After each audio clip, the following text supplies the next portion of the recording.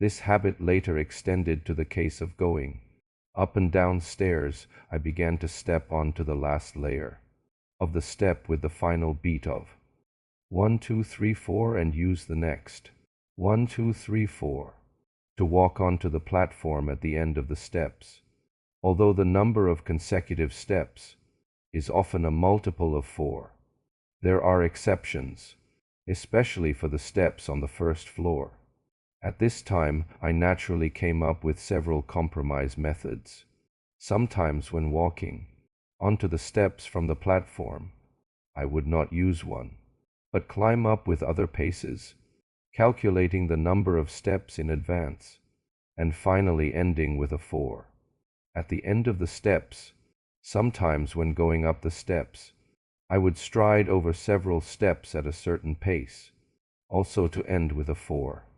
In this way, how to walk on each step on the way between home and school silently became a habit in my heart.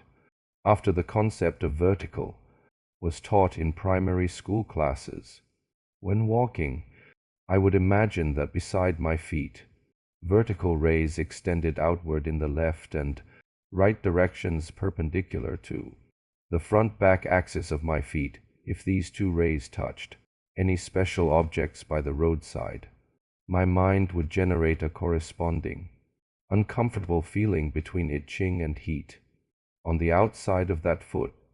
Therefore, when walking, I tried to make these two lines avoid roadside pillars, car tires, trees planted by the roadside, etc.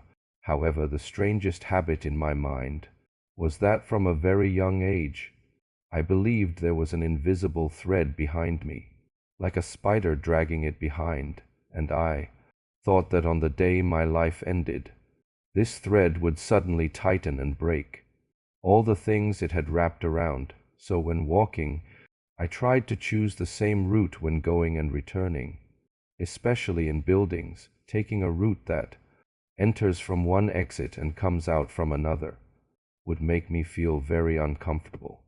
Thus, on the way to and from school, I sometimes took big steps and sometimes small steps, with the corner of my eye always paying attention to both sides of my body, trying to take the same way back and forth, living each day as if seeking trouble.